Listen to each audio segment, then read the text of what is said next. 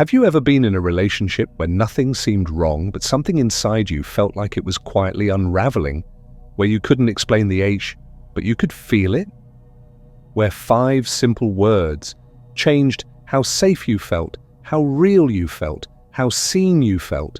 Not loud words, not cruel words, but soft ones, ones that sound like understanding. Carl Jung once said, "Until you make the unconscious conscious, it will direct your life, and you will call it fate." And in relationships, these 5 words become fate. They are said by people who mean well, they are said by people who love you, but they are not harmless. They are a form of quiet erasure, of emotional gaslighting disguised as empathy, of manipulation so subtle it feels like care. And the worst part is, you've probably said them too. Let's look closer, because once you recognize these words for what they are, you'll never let them pass through your heart again. I'm just trying to help. It sounds like love. I'm just trying to help. But what if I told you that sometimes help is not about lifting you up, it's about making you dependent? Not because they're evil, but because they need to be needed. This is how it begins. You express confusion, and they jump in with advice. You feel overwhelmed, and they give you instructions. You show pain, and they hand you a script, and you think, wow, they're really there for me. But slowly, something begins to shift. Their help becomes expectation. Their support becomes surveillance. Suddenly, you feel like every decision has to be filtered through their voice, every step explained, every moment of strength approved. And if you resist, the guilt arrives. I was only trying to help. I guess you don't want me in your life then? The kindness turns, not violently, but subtly, emotionally. Jung called this emotional possession. The unconscious attempt to manage another person's life because you've never learned how to sit with your own. People who can't control their inner chaos often try to control your outer world, and they call it care. But real care does not confiscate your autonomy. Real care does not imply that you are helpless without them, because help, true help, empowers. But this help makes you shrink, and over time you begin to believe it. You stop trusting your instincts, you hesitate to speak up. You start running your life through the filter of someone else's fear. Not because they said you couldn't, but because every time you did, it became a problem. Jung once said, "The meeting of 2 personalities is like the contact of 2 chemical substances. If there is any reaction, both are transformed." But the goal of emotional control is the opposite. It wants you to transform while they remain unchanged. It wants you to soften while they become the standard. And that's when it stops being help and becomes conditioning. You begin to internalize the message, "They know better than I do." And that is when you lose your voice. Because the truth is this: some people offer help not because they believe in you, but because they don't. They don't trust your strength. They don't trust your judgment. And instead of admitting their fear, they dress it in advice. This is how help becomes a leash, a short one, laced with guilt, pulled tightly every time you try to act without permission.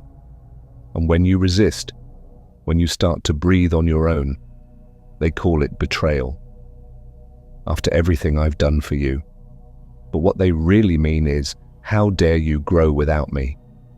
Jung taught us that unexamined support often hides the rescuer's shadow, their need to be central, their terror of being irrelevant. So they offer guidance, not to help you heal, but to make sure they're never left behind. And here's the tragic irony. You might still love them. That's what makes this so hard. Because they don't look like a controller, they look like someone who cares too much. But when help becomes control and care becomes manipulation, your nervous system knows. You begin to feel like a guest in your own life. You begin to ask permission to be yourself. And the deepest wound isn't what they did. It's that you believed them. You believed you were weak. You believed you needed them to translate your own intuition, but the truth is, you were never broken. You were just convinced that love had to look like instruction. It doesn't. Real love doesn't say, here's how to fix yourself. It says, I see you, I trust you, I'll stand beside you while you figure it out. That's the difference. One leads to sovereignty, the other leads to silence. But what if they don't say anything at all? No instructions, no warmth, no help, just a space that used to hold your feelings, now gone. In the next part, we'll explore a praise made of silence, the kind that doesn't raise its voice because it no longer needs to. It lets you speak and answers with nothing. And that is what erodes the soul the fastest. Nothing at all. Some of the deepest wounds you'll ever carry won't come from words that were spoken. They'll come from the ones that weren't. You'll be in the same room, sitting across from someone you love. You'll speak your truth, maybe with tears in your voice, or maybe just a quiet tremble in your tone. And you'll get nothing. Not a word, not a gesture, not even a look. Carl Jung once wrote, "Loneliness does not come from being alone, but from being unable to communicate the things that seem important to you." This kind of silence, it creates that kind of loneliness, because it isn't just the absence of sound, it's the absence of response, of recognition, of presence, and it makes you question everything. Did I say too much? Did I say it wrong? Or worse, was I never worth hearing in the first place? This is the moment when silence becomes a weapon, not because it shouts, but because it refuses to show up. The conversation dies in midair, and all that's left is your exposed vulnerability, hanging unanswered. You begin to panic internally. You try to soften it. You downplay it. You say, I don't know. Maybe I'm just overthinking. And that's when it happens. You start shrinking, not because someone hurt you directly, but because they taught you, through silence, that your truth isn't welcome. Jung believed that what we refuse to make conscious returns as fate. And here's how it returns. In the form of self-abandonment, in the way you eventually stop speaking up, even when it matters. You start rehearsing conversations before you ever say them out loud, wondering which version of you might finally get a response, but it never comes because they've checked out, emotionally, psychologically, sometimes even spiritually. And now you're alone in a dynamic that still has two bodies, but only one heart beating. Their silence becomes a mirror, not of who you are, but of what they're unwilling to engage with. And slowly, you begin to believe that your pain is too much, that your feelings are inconvenient, that you are better when you are quieter. But silence doesn't keep the peace, it keeps the illusion, and illusions are heavy, especially when you're the only one carrying them. Jung warned us, the most terrifying thing is to accept oneself completely. But in relationships, the second most terrifying thing is realizing that the person you love is not willing to accept you, not your emotions, not your needs, not your truth. So they disappear. They stay in the room, but leave the conversation, and you start disappearing too, bit by bit. Not because someone erased you, but because you learned to erase yourself before they could. That's what this silence does. It turns you into a shell, a script, a mask that smiles and asks questions and listens to everyone else, but no longer dares to speak first. Not because you've healed, but because you've adapted. And adaptation is not the same as peace. It's survival. But sometimes they don't vanish. They stay in the conversation. They respond. But what they say next reframes everything, not with truth, but with detachment. They say, do whatever you want. And it sounds like freedom, but it's not.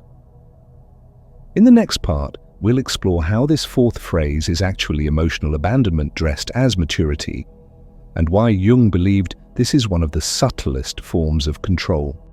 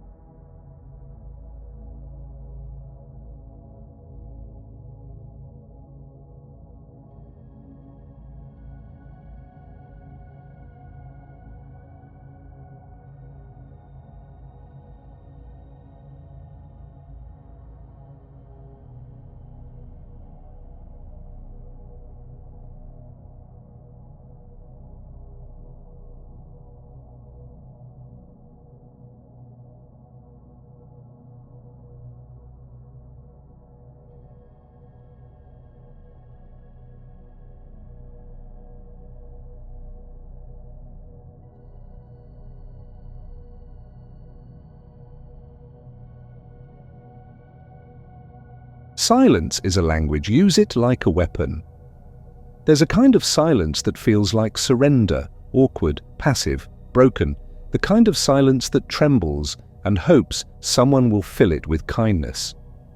That's the silence they expect from you, the silence of someone small. But there is another kind, forged in clarity and rage, a silence that comes not from fear, but from the refusal to be played with, a silence that is not emptiness, but weapon, because silence is not the absence of power, it's what power looks like once it has nothing left to prove. In a world built on noise, on reactions, on explaining and defending and repeating yourself to death, silence cuts through like a blade.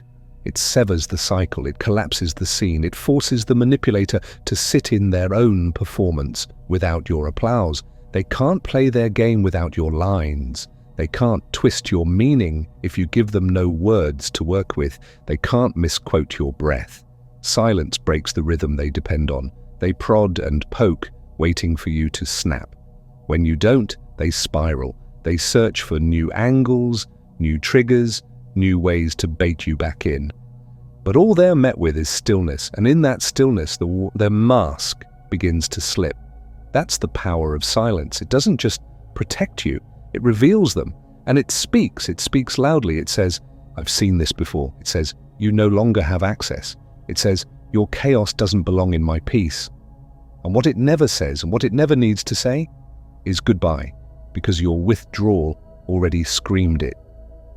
Silence removes their favorite tool, control over your emotions. When you stop reacting, they lose their leverage. You become unreadable, and in that unreadability, you become untouchable. Let them misinterpret. Let them rewrite the story. Let them sit with the discomfort of not knowing where they stand. That's not your burden anymore. That's the cost of mishandling someone who once spoke with